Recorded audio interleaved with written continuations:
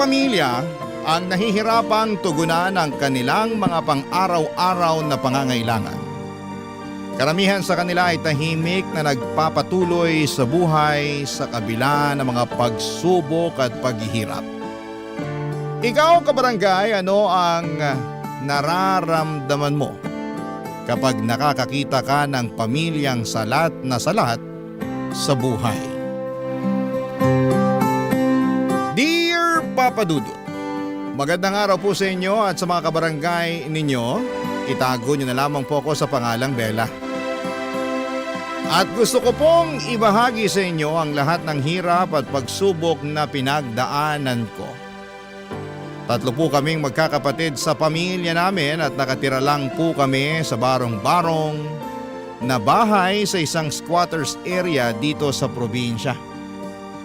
Ang papa ko po ay isang construction worker at ang mama ko naman ay isang selbedora sa isang maliit na kainan. Kahit na may mga trabaho po ang mga magulang ko ay hindi pa rin po ito naging sapat para matustusan ng lahat ng mga pangangailangan namin. At dahil walang-wala po kami, ito rin ang naging dahilan kung bakit elementarya lamang ang natapos ko. Pero kahit elementarya lang ang natapos ko ay ginawa ko pa rin ang lahat para makatulong sa pamilya, lalong-lalo na at ako pa naman yung pinakamatanda sa aming magkakapatid. Araw-araw po akong nangangalakal para lang makaranas ng kaunting ginhawa sa buhay. Pero sa araw-araw na ginawa ng Diyos ay hindi naging sapat yung pangangalakal para umasenso kami sa buhay. Kaya ng mga panahong yon ay dito ko napagtanto na kung gusto kong umasenso sa buhay ay kailangan kong makapagtapos ng pag-aaral. Ang totoo po niyan, inggit na inggit po ako sa mga naging kaklase ko noong elementarya dahil karamihan sa kanila ay nakapagtapos na ng kolehiyo. At ang iba sa kanila ay nakapag-abroad na at doon ko na po napagtanto na kailangan kong bumalik sa pag-aaral kung gusto kong makaranas ng kaunting ginhawa sa buhay. Pero nagdadalawang isip ako na sabihin kina mama at papa ang kagustuhan ko na makapagtapos ng pag-aaral. Kasi sigurado ako na hindi sila matutuwa dahil ang gusto ng mga magulang ko ay yung magpatuloy ako sa pangangalakal para makatulong sa pamilya. Pero habang tumatagal, Papa Dudut, ay mas lalo akong nalalapit sa masaklap na katotohanan na walang magandang buhay na patutunguhan ang pangangalakal ko. Kaya naglakas loob na akong sabihin kay mama yung tungkol sa kagustuhan kong bumalik at makapagtapos ng pag-aaral.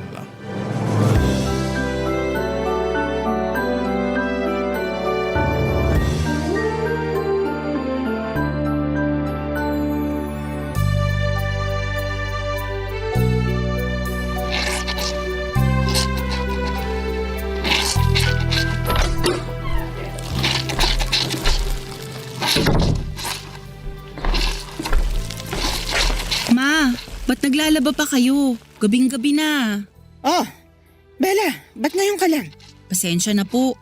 Matumal kasi yung pangangalakal kanina eh. Ay, di bale na lang. May awa ang Diyos. Suswertehin ka rin bukas. Eto po pala, may dala akong bihon at sardinas para sa atin. Ay, salamat naman sa Diyos. Sigurado akong matutuwa yung mga kapatid mo niyan. Ay, siya nga pala. Yung mga kapatid mo natutulog na at yung papa mo naman, ayun, nakatulog na rin. Napagod yata sa trabaho niya sa construction. Kumain na po ba kayo? Pinagtitiisan na lang muna namin yung natitirang tuyo kanina. Tapos nangutang na lang ako ng 1 kilong bigas dyan sa kapitbahay natin. Hindi na kasi nakatiis yung mga kapatid mo eh. Tapos yung papa mo naman, sa susunod na linggo pa sasahod. Ako na pong tatapos dyan sa mga nilalaban nyo. Matulog na po kayo. Ay naku, hindi. Kailangan na kasi ito bukas eh. Ay, mas madali matatapos to kung pareho natin pagtutulungan. Sige ho, tulungan ko na po kayo.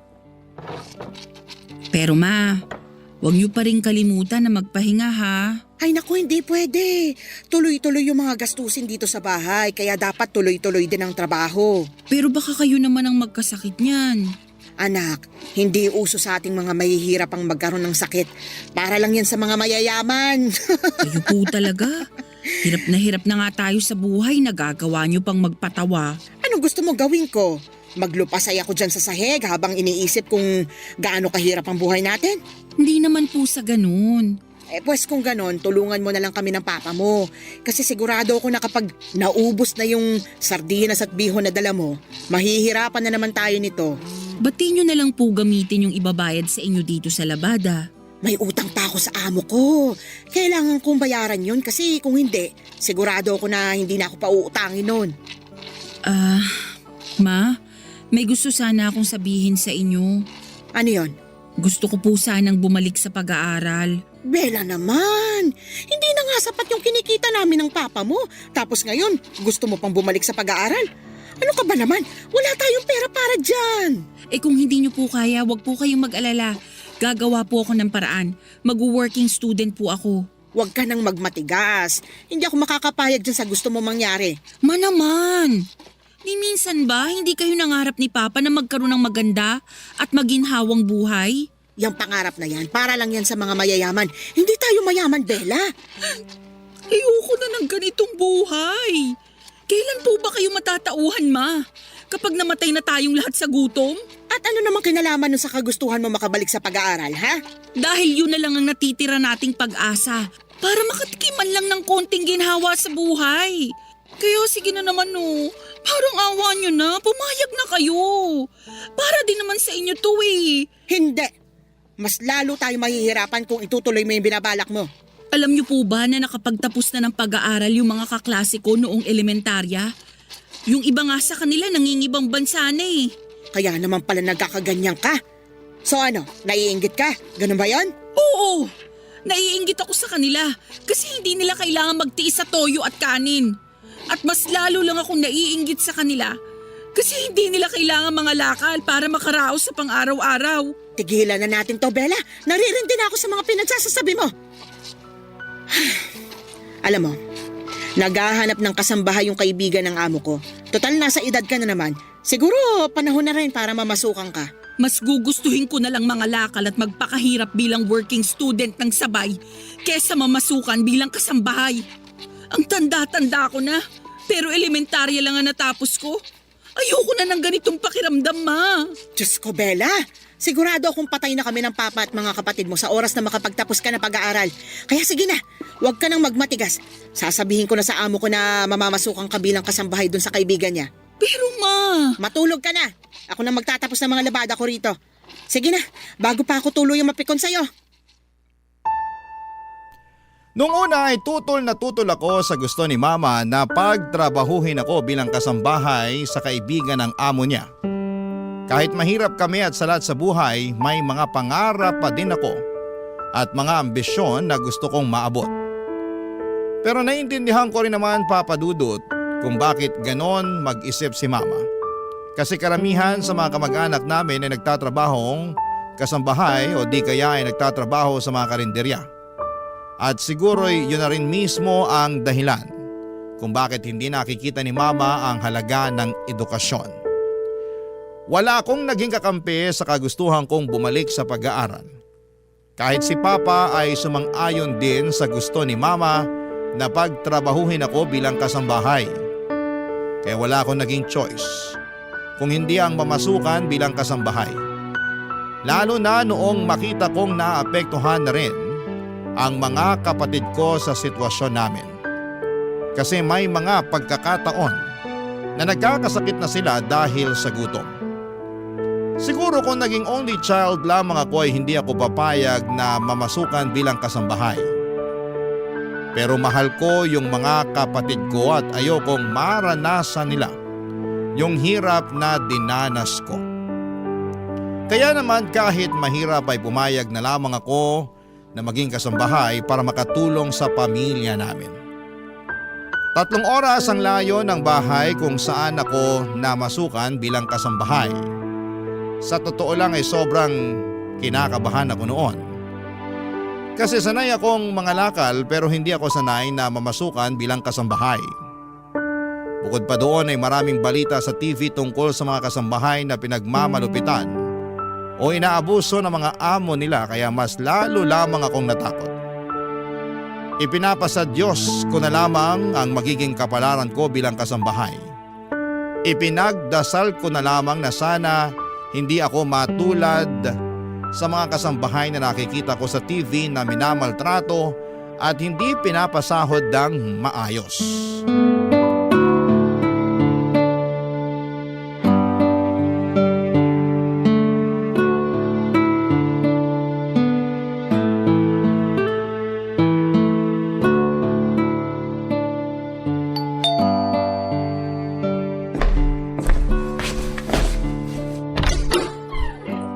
Ikaw na ba yung kasambahay na pinadala ng kakilala ko? Ikaw ba si Bella? Opo. Ay nako, halika Iha, pasok ka. Sige po, salamat. Dito tayo sa sala. Maupo ka. Ang laki-laki po pala nitong bahay ninyo. Ay oo, pero wag ka mag-alala kasi dalawa lang naman tayo dito sa bahay. Patay na kasi yung asawa ko. Tapos yung anak ko naman may pamilya na sa ibang bansa. Ganun po ba? Huwag po kayong mag-alala kasi makakaasa po kayo na gagawin ko ng maayos ang trabaho ko dito. Mabuti naman kung ganon. Mukhang mapagkakatiwalaan ka naman eh. Ako nga pala si Minda. Nice to meet you po, Ma'am Minda. Ano ka ba? Aling Minda na lang. Masyadong nakakailang naman yung ma'am. Sige po, Aling Minda. Mukhang mahiyain kang bata, no? Siguro first time mo mamasukan bilang kasambahay. Opo. Pero wag po kayong mag-alala kasi sanay na sanay po ako sa mga gawaing bahay. Nga pala Iha, may tatanong ako sa'yo. Pero sana magsabi ka sa akin ng totoo ha. Bakit? Ano po yun? Menor de edad ka pa ba? Kasi kung ganun, hindi kita matatanggap. Ay nako, Aling Minda, hindi po. Mukha lang po akong bata pero nasa edad na po ako. Mabuti naman. Siya nga pala, marunong ka bang magluto? Opo. Marunong ka rin bang maglaba? Naku po, kahit anong ipagawa niyo sa akin, kayang-kaya ko po yan. Mukhang sanay ka nga talaga sa gawaing bahay. Nga pala, ibigay mo na rin sa akin yung cellphone number mo para makontak kita kung sakaling aalis ako ng bahay. Bakit? May problema ba? Wala po kasi akong cellphone eh. Seryoso ba? Opo, kapos kasi sa budget eh. Nako, kawawa ka naman pala. Teka lang ha, diyan ka lang. May kukunin lang ako sa drawer.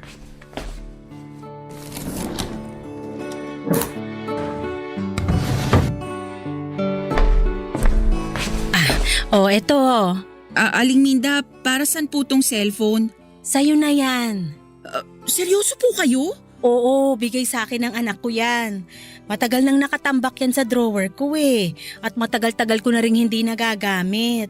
Kaya sige na, huwag ka nang mailang.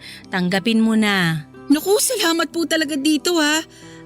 Huwag po kayong mag-alala. Pagtatrabahuhan ko po ang ipambabayad ko dito. Ano ka ba naman? Huwag na. At least ngayon may magagamit ka na para matawagan mo rin ang pamilya mo kung sakasakali. Wala din po kasing cellphone si na mama eh. Pero di bali na lang po kasi nagbabalak na naman na akong ibili ng mumurahing cellphone si mama kapag sumahod na ako. Nakakatuwa naman. Napaka-family oriented mo naman palang bata ka. Pero ipapaalala ko lang sa'yo ha, na wag mong kalilimutan ang sarili mo. Matuto kang mag-ipon habang bata ka pa. Opo. Aling Minda, salamat po talaga ha. Ano ka ba? Wala yun. Siya nga pala, halika dito. May papakita ko sa'yo. Dalin mo na rin yung mga gamit mo. Sige po.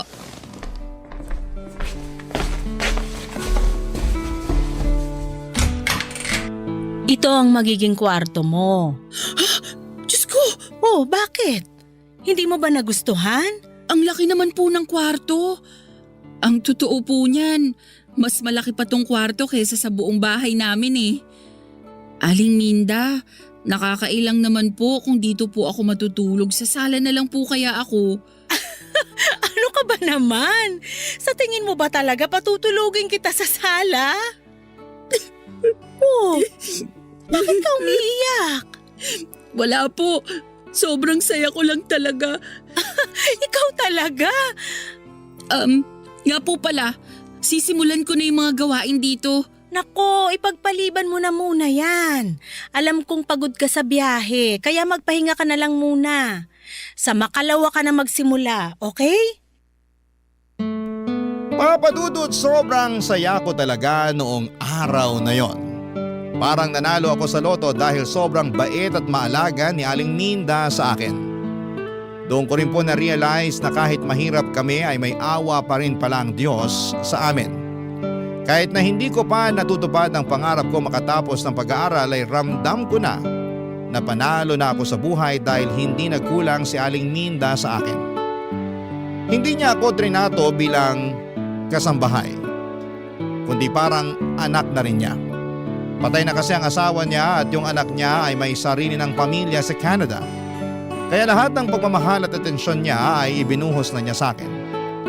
Pero kahit sobrang bait ni Aling Minda sa akin, minsan ay hindi ko inabuso ang tiwala at pagmamahal na ibinibigay niya.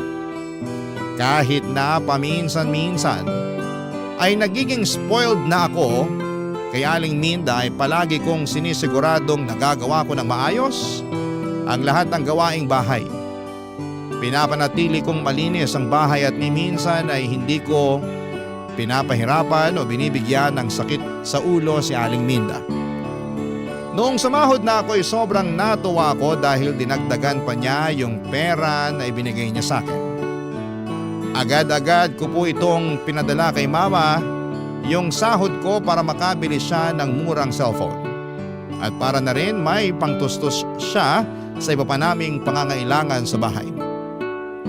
Sa totoo lang, Papa Dudut, naisip ko na kung si Aling Minda ang naging tunay kong ina, siguro'y mas maayos at mas naging komportable ang buhay ko kasi hindi niya ako kailanman pinabayaan.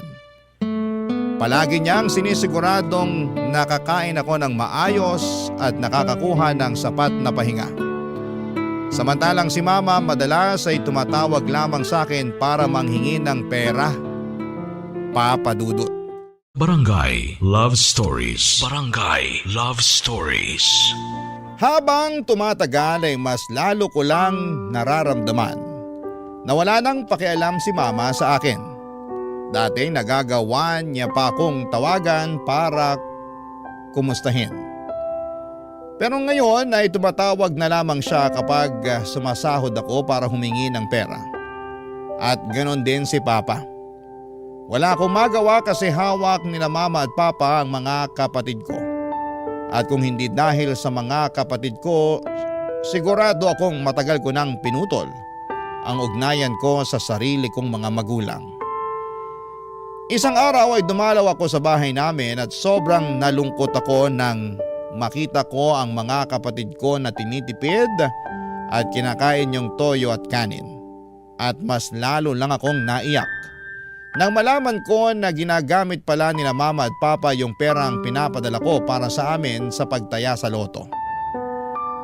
Nag-away lang kami ng mga magulang ko noong araw na yon at umalis ako ng bahay namin na sobrang bigat ng kalooban. Sobrang naaawa ko sa mga kapatid ko kasi pakiramdam ko ako na lang talaga ang pag-asa nila. Simula noon ay wala namang ginawa sina Mama at Papa kundi ang sanayan sila sa hirap ng buhay. Hindi nga nila pinag-aaral yung mga kapatid ko. Napagtanto ko rin na hindi sapat na magkasama lang kayo bilang pamilya. Ano ang silbi ng isang buo at kumpleto na pamilya kung puro hirap lang naman ang pinagdadaanan nyo? Pinili ko na lang itago yung sama ng loob ko kina Mama at Papa. Napagtanto ko rin na mas makakabuti para sa akin kung itutuon ko na lang ang atensyon ko sa mga gawaing bahay para hindi ko masyadong naiisip yung sitwasyon ng pamilya ko. Pero habang tumatagal ay mas lalo lamang akong nahihirapang itago ang totoo kong nararamdaman.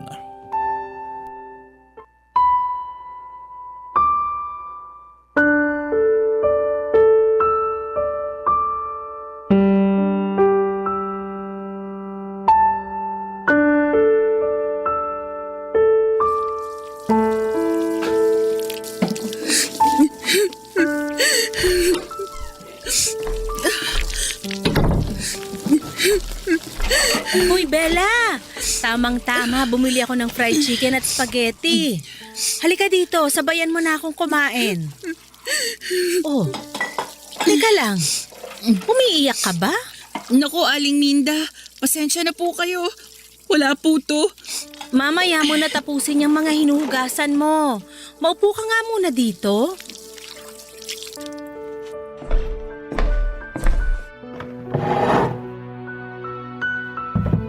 Bella, iha, tapatin mo nga ako. May problema ka ba? Pasensya na po talaga kayo, Aling Minda. Okay lang po ako. Ay, ang ayaw ko sa lahat yung pinagsisinungalingan ako. Sige na, magsabi ka sa akin ang totoo. Ano ba kasing problema, ha? Si Mama po kasi. O bakit? May masama bang nangyari sa mama mo? Wala naman po pero habang tumatagal, mas lalo ko na lang kasing nararamdaman na wala siyang pakialam at malasakit sa akin. Ha? Paano mo naman nasabi yan? Nagpaparamdam lang kasi siya sa akin tuwing sumasahod ako eh. Malay mo, baka abala lang sila sa paghahanap ng pera. Pagpasensyahan mo na lang yung mama mo. Isipin mo na lang na ginagawa nila ang lahat para sa mga kapatid mo para hindi ka na malungkot. Mabuti po sana kung ganun, pero hindi eh. Anong ibig mong sabihin? Nung pumunta po kasi ako sa bahay noong day off ko, napag-alaman ko po na ganun pa rin ang sitwasyon namin sa bahay. Hanggang ngayon, nakikita ko pa rin na nagtitiis sa toyo at kanin yung mga kapatid ko.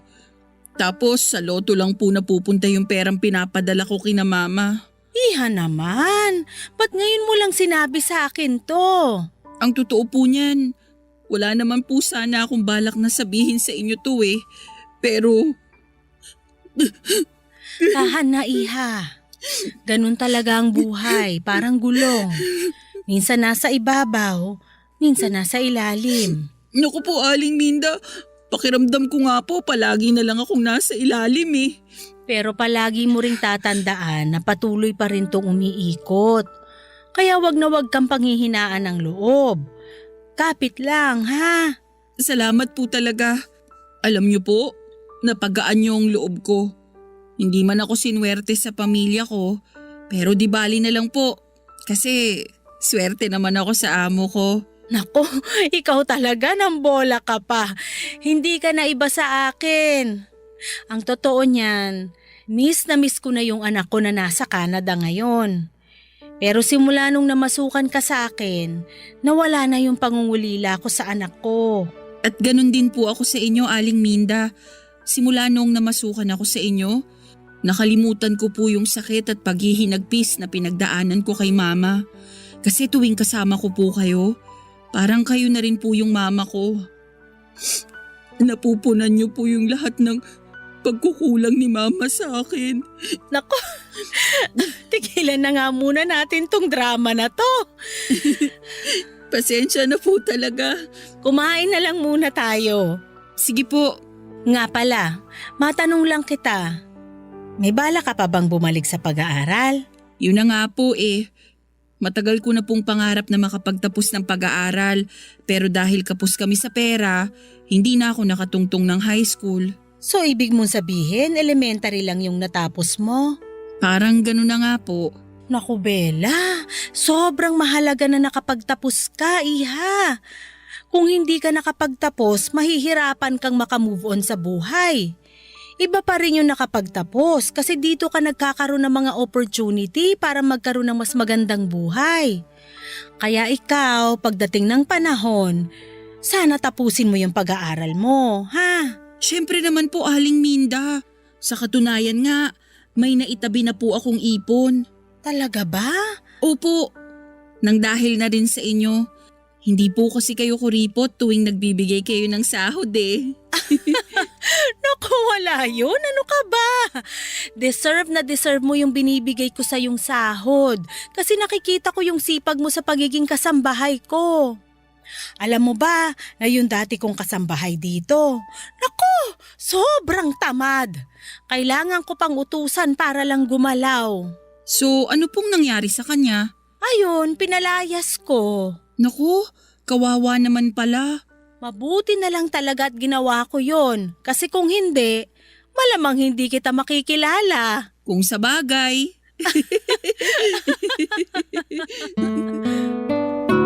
Nagpatuloy yung mga masasayang moments namin ni Aling Minda noong mga panahong yon, Papa Dudut. Unti-unti nang nawala yung lungkot na nararamdaman ko. Kasi nandyan palagi si Aling Minda para iparamdam sa akin na may nagmamahal sa akin.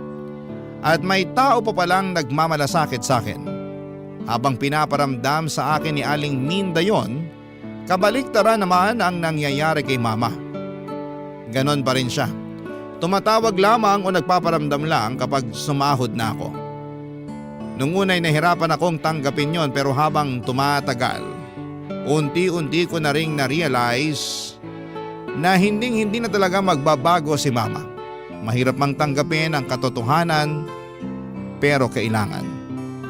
Nang mga panahong yon ay inisip ko na lamang yung mga kapatid ko. Mahal ko sila. Kaya nagpaalam ako kay Aling Minda na gusto kong umuwi sa bahay namin tuwing Sabado at Linggo para makasama ko sila. Mabuti na lamang at pumayag si Aling Minda. Kaya tuwing umuwi ako ay lagi kong sinisigurado na may sapat na pagkain sina Mama at mga kapatid ko. Nilinaw ko rin kay Mama na ayoko na silang makita na kumakain ng toyo at kanin. Akala ko noon ay tuloy-tuloy na talaga yung mga magagandang nangyayari sa buhay ko. Pero isang araw habang papunta ako sa palengke, may nangyari na hindi ko po inaasahan. Na-snatch yung bag ko at kasama sa natangay noong snatcher ay yung wallet ko at yung pera na ipapadala ko sana kay Mama. Mabuti na lang po talaga at hindi natangay yung cellphone ko kasi nasa bulsa ko yon. Aligaga at nataranta ako noong mga oras na yon. Hindi ko alam kung ano ang gagawin ko dahil malaking pera yung nawala. Hindi ko na nagawang ilihim ang nangyari, Papa Dudut, at sinabi ko pareho kay Aling Minda at kay Mama ang kalagayan ko ng mga panahong yon.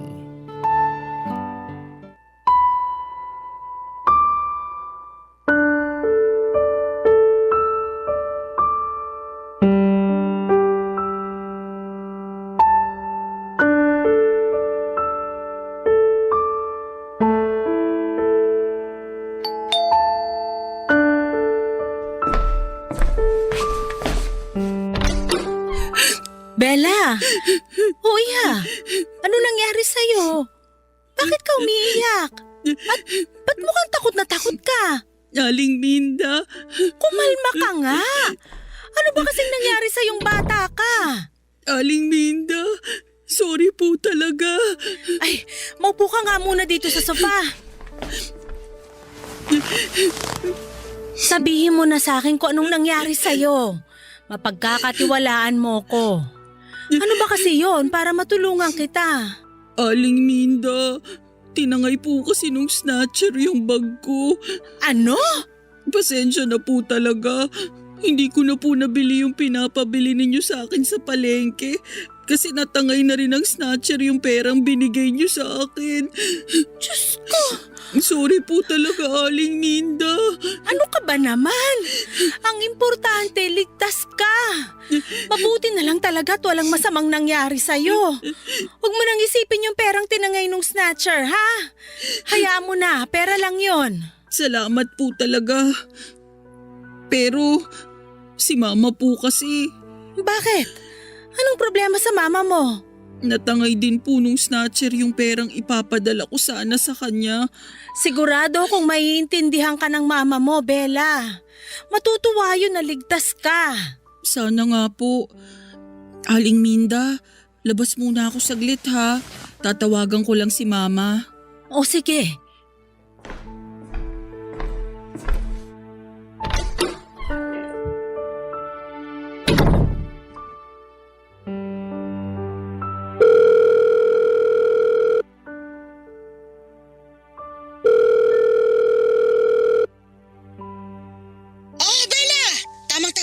Tatawagan na sana kita pero naunahan mo ako.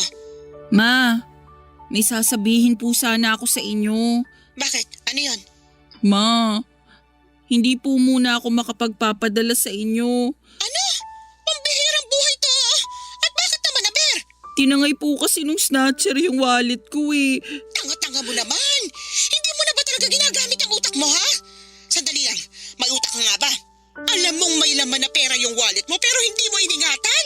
Hindi ko naman po ginusto yung nangyari eh. Ganyan. Ganyan mga tuwira ng mga bobong katulad mo. Paano ngayon yan? Kailangan namin yung pera na ipapadala mo. Utang na loob, ma. Nabiktima po ako ng snatcher. Takot na takot po ako nung tinangay nung snatcher yung bag ko. Oh, so kaninong kasalanan yan? Hindi ba't kasalanan mo? Naku, Bella, gawa mo ng paraan yung perang ipapadala mo sa amin. Naku, sinasabi ko sa'yo. Tinawagan ko po kayo kasi nagbabaka sakali akong madamayan ninyo ko. Pero mas lalo lang sumama yung loob ko sa inyo ngayon. Ang kapal na mukha mo para pagsalitaan ako ng ganyan? Nagkakaganyan ka ba porkit kumikita ka na ng sarili mong pera? Nagkakaganito po ako kasi hirap kayong umintindi. Wala na kayong ibang inisip kundi pera, pera, pera. At bakit? Sinong gusto mong isipin ko? Ikaw? Oo, kasi simulat sa pool, hindi ko naramdaman na nanay ko kayo. Walang hiya ka? Hoy, Bella, tandaan mo na hindi ka mabubuo at mabubuhay sa mundong ito kung hindi dahil sa akin. Sige na po, papatayin ko na to. Baka makalimutan ko lang na nanay ko kayo pag pinagpatuloy pa natin to. Bastos kang bata ka. Bella!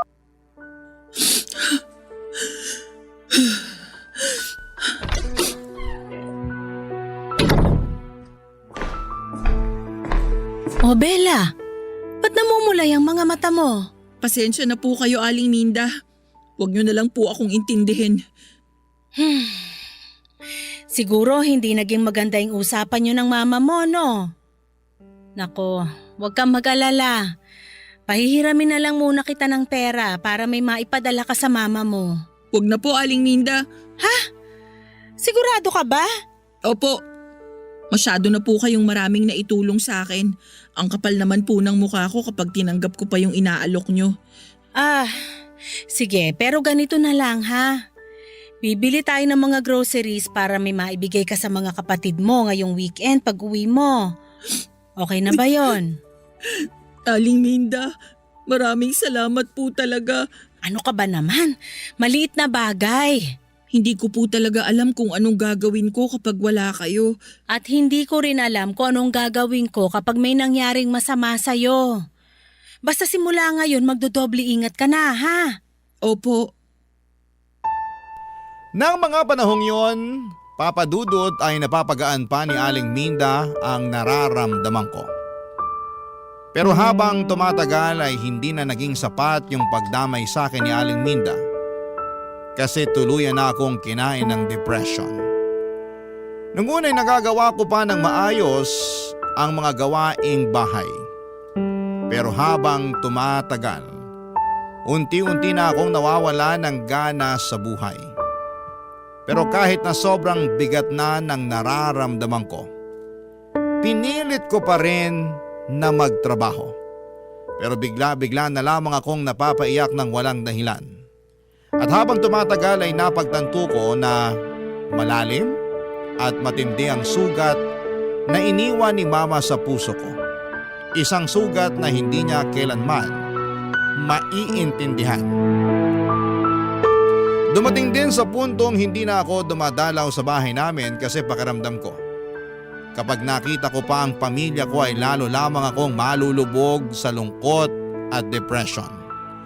Nakokonsensya din ako kapag naiisip ko yung mga panahong yon kasi alam kong napabayaan ko ang mga kapatid ko dahil lang sa hindi namin pagkakaintindihan ni Mama. Tuwing day off ko ay nasa kwarto na lamang ako natutulog kasi pakiramdam ko ay nawala na ng saysay ang buhay ko. At dahil halos araw-araw na lamang akong nasa bahay ni Aling Minda, napansin niya na unti-unti na akong nagbago. Sa simula ay palagi kong sinasabi na ayos lamang ako na wala akong problema. Pero habang tumatagal, mas lalo na akong nahirapan na ilihim ang nararamdaman ko. Unti-unti nang bumigat ang loob ko at hindi ko na maitago ang lungkot at sakit sa puso ko. Dahil dito Papa Dudut, hindi na rin napigilan ni Aling Minda na mag-alala sa akin. Barangay Love Stories. Barangay Love Stories. Sinabi ko kay Aling Minda na magre-resign na lamang ako bilang kasambahay kasi hindi ko na talaga nagagawa ng maayos ang trabaho ko dahil sa depression. Pero hindi pumayag si Aling Minda. Sa halip na paalisin ako ay binigyan niya ako ng 2 linggo para makapagpahinga ng maayos. Binigyan pa niya ako ng sapat na pera at sinabi niyang baka panahon na para bumalik ako sa bahay namin para ayusin ang mga hindi pagkakaintindihan namin ni Mama. Ang sabi niya, yun lang daw ang makakatulong para mawala yung nararamdaman kong lungkot at depression. Pagkalipas nga ng ilang araw, pumunta na ako sa bahay namin. Sobrang nagulat ako nang makita na mas lumala pa pala ang sitwasyon. Napansin kong nangangayayat na ang mga kapatid ko at ang mas malala pa diyan. Ako ang sinisisi ni Mama dahil hindi daw ako nakapagpadala ng pera. Sinabi ko kay Mama na handa akong isantabi ang mga alita namin at magpapadala ako ng pera ng regular para sa mga pangangailangan ng bahay. Pero sinabi ko rin sa kanya na kapag nalaman kong hindi niya napapakain at naalagaan ng maayos ang mga kapatid ko ay hindi na ako magdadalawang isip na isumbong siya sa mga otoridad. Pakiramdam ko ay natakot siya sa sinabi kong yon kasi bigla siyang nanahimik. Hindi ko na naubos yung 2 linggong pahinga na ibinigay ni Aling Minda. Bumalik ako kaagad sa bahay ni Aling Minda at sa paglipas ng mga buwan, nagagawa ko na rin ang maayos ang trabaho ko at regular na ulit akong nakakapagpadala ng pera. Tuwing bumibisita ako sa bahay namin ay nakikita ko na maayos na nakakakain at mas maganda na ang kalagayan ng mga kapatid ko. At para sa akin ay sapat na yon. Noong mga panahong yon ay wala na talaga akong pakialam kay Mama. Ang importante na lamang para sa akin ay yung mapabuti ang kalagayan ng mga kapatid ko.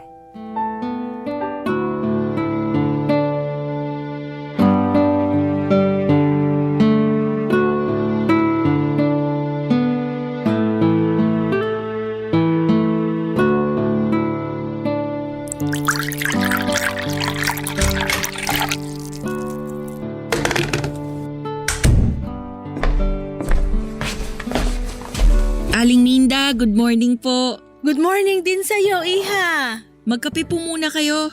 Maraming salamat. Gusto niyo po ba ng makakain? Pwede ko po kayong ipagluto. Wag na, okay na ako dito sa kape. Sige po, balikan ko na lang po kayo. Tatapusin ko na muna yung mga labada. Sandali lang, maupo ka muna dyan. Bakit po? May kailangan po ba kayo? Mamaya mo na tapusin yung mga labada. Mag-usap muna tayo. Sige po. Kamusta na kayo ng mama mo? Okay naman po kami. Napansin ko rin na maayos nang nakakakain ng mga kapatid ko. Natakot ata nung pinagbantaan ko siya na isusumbong ko siya sa mga otoridad kung hindi niya aayusin yung pag-aalaga sa mga kapatid ko. Tama yan. Yung mga kapatid mo na lang munang pagtuunan mo ng pansin nang sa ganon, hindi ka mabaliw sa kakaisip dyan sa mama mo. Kaya nga po eh. Nga po pala, Aling Minda, gusto ko po sanang humingi ng tawad sa inyo. Oh, bakit naman? Kasi naging pabigat ako sa inyo noong mga panahong nagkaroon ako ng depression. Bella, ni minsan hindi ka naging pabigat sa akin. Yan ang palagi mong tatandaan. Maraming salamat po talaga. Siya nga pala, anong grade na yung mga kapatid mo? Hindi po kasi nag-aaral yung mga kapatid ko eh. Ano? Seryoso ba? Opo, kasi sigurado akong mahihirapan lang kami ni Mama kapag sabay-sabay namin silang pinag-aral ngayon. Pero wag po kayong mag-alala kasi pinag-iipunan ko na po yun. Pangarap ko po talaga na makapagtapos kaming lahat ng pag-aaral balang araw. Kawawa naman pala. Ay. Bella, may gusto akong ialok sa'yo. Ha? Ano po yun? Gusto kong bumalik ka sa pag-aaral. At ako na ang sasagot sa lahat ng gastusin mo. Ano po? Seryoso po ba kayo? Oo naman. Mabait at matalino kang bata, Bella. At deserve na deserve mo yung ganitong klaseng oportunidad. Maraming salamat po talaga, Aling Minda. Ang dami-dami niyo na pong naitulong sa akin. Hindi ko na po alam kung paano ko pa kayo pasasalamatan. Basta ipangako mo sa akin na pagbubutihin mo yung pag-aaral mo, ha? Opo, Ano ba naman yan? Huwag ka nang umiyak. pasensya na po talaga. Tapos, ipangako mo rin sa akin na kapag nakapagtapos ka na ng pag-aaral, tutulungan mo rin ang mga kapatid mo na makapagtapos hanggang sa makakaya mo, ha? Pangako po yan. At habang buhay ko rin pong tatanawin na utang na loob sa inyo. Hindi ko po makakalimutan to, Aling Minda. Nagdrama pa. Basta nandito lang ako kung kailangan mo ng tulong, okay? Huwag po kayong mag-alala, Aling Minda. Kapag nakapagtapos na ako, makakaasa po kayo na susuklian ko lahat ng kabutihan niyo sa akin. Sapat na sa akin yung nakikita kong masaya ka at nagtatagumpay sa buhay. Pero Aling Minda, Ano yon? paano po kung hindi ko kayanin? Paano po kung hindi ako magtagumpay? Ano bang pinagsasabi mong bata ka? Ang totoo po niyan, kinakabahan po ako. Elementary lang po kasi ang natapos ko. Bella, makinig ka. Nakikita ko kung gaano ka kasipag. Sa tingin mo ba pag-aaralin kita kung sa tingin ko hindi mo kakayanin? Kaya wag na wag kang panghihinaan ng loob. Kayang-kaya mo yan. Ano ba naman yan? Tama na nga yung kakaiyak mo. Mauubusan ka na ng luha niyan eh. Yun na po ang pinakamasayang araw ng buhay ko, Papa Dudut. Nagsimula na po akong mag-enroll sa high school at tuwing uwian at tuwing wala po akong pasok ay patuloy pa rin po ako na naninilbihan kay Aling Minda. Sobrang bait niya talaga kasi kapag napapansin niya na pagod ako sa pag-aaral ay pinapayuhan niya ako na magpahinga muna. Pero pinilit ko po talaga na gawin ng maayos ang mga gawaing bahay habang nag-aaral kasi tinuturing ko po na malaking utang na loob ang pagpapaaral sa akin ni Aling Minda. Ang totoo po niyan ay sobrang nakakailang po noong unang araw ko sa eskwela kasi halatang halata na ako yung pinakamatanda sa klase namin. Pero habang tumatagal ay napagtanto ko na iba-iba ang takbo ng buhay nating lahat at hindi ko kailangang ikumpara ang sarili ko sa ibang tao.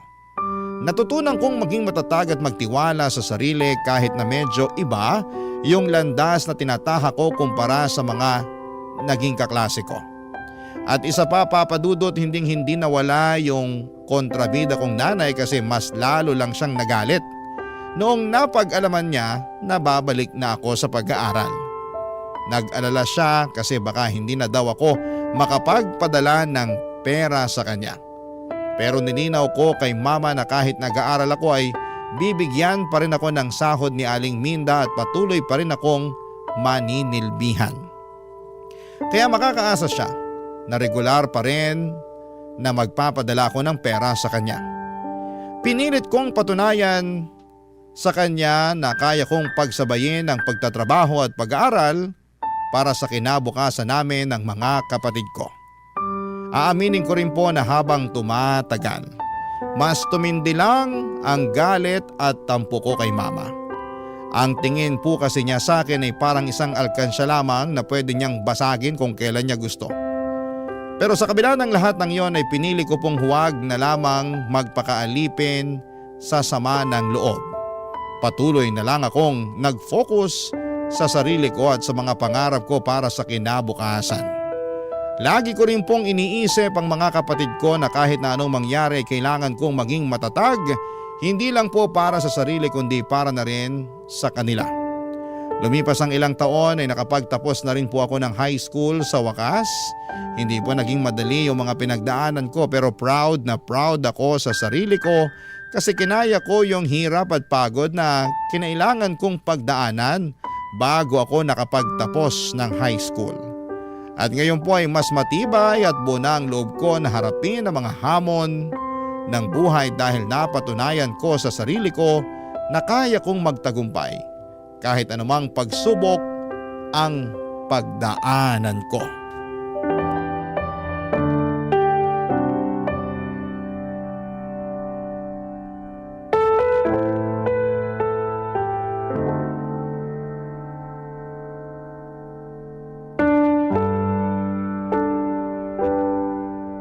Bella, iha! Congratulations! Thank you po, Aling Minda. Ilang araw na lang at makakagraduate ka na ng high school. Hindi ko po akalain na darating pa ang araw na to. Pero eto na, mangyayari na siya sa wakas. Proud na proud ako sa'yo, iha. Oh, teka lang, huwag kang iiyak ha. Baka mamaya magdrama ka na naman dyan, kilala kita. At dahil dyan, magse-celebrate tayo. Ho? Magbihis ka, kakain tayo sa mamahaling restaurant. Naku po, wag na. Mapapagastos lang po kayo niyan eh. Ano ka ba? Huwag mo na ngang isipin yan. Basta magbihis ka na dyan, babalikan kita, okay? Ay, sige po. Dapat pagbalik ko nakabihis ka na, ha? Oh, maiwan muna kita sandali. Si Aling Minda talaga. Hello? Bella! Bakit po? Ubus na yung perang pinadala mo nung nakaraan. Huwag po kayo mag-alala, magpapadala ulit ako ng pera sa inyo sa Makalawa. Mabuti naman kung ganon. May iba pa po ba kayong kailangan? Wala na, yun lang. Di nyo man lang ba ako kukumustahin? Ano ba, Bella? Ang drama-drama mo naman.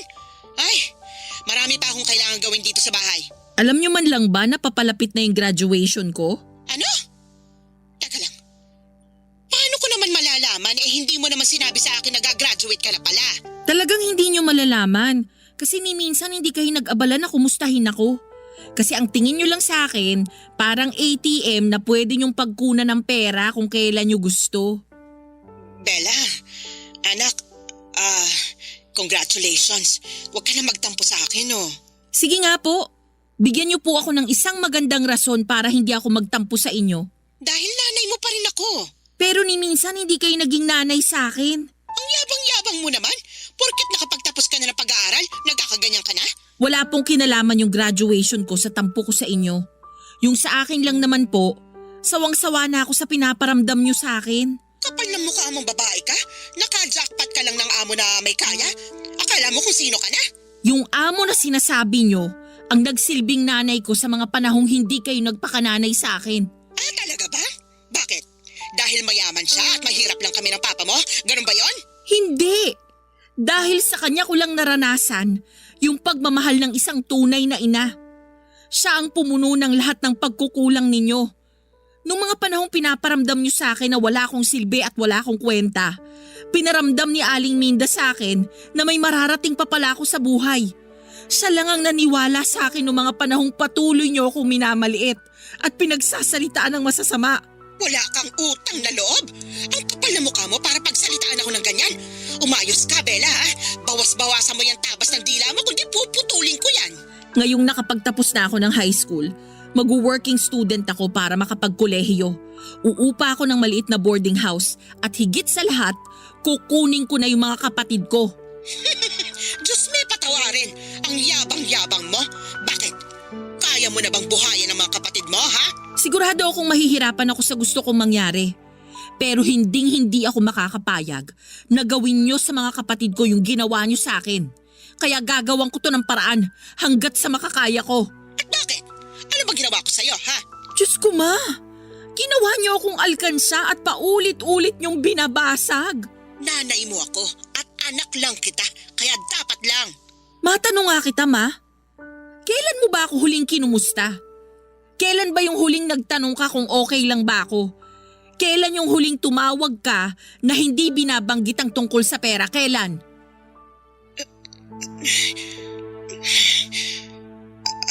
Di kayo makasagot no?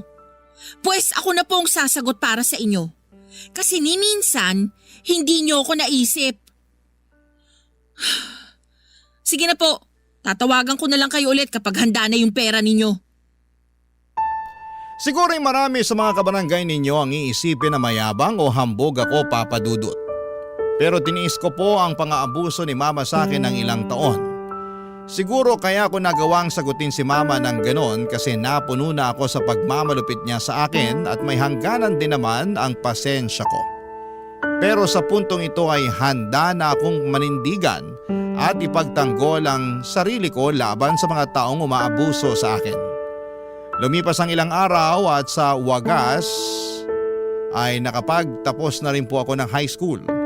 Si Aling Minda ang umakyat sa entablado para isabit sa akin ang medalya ko. Sobrang saya ko po noong araw na yon at makalipas ang ilang linggo, sinabi ko kay Aling Minda ang kagustuhan ko na makapagkolehiyo.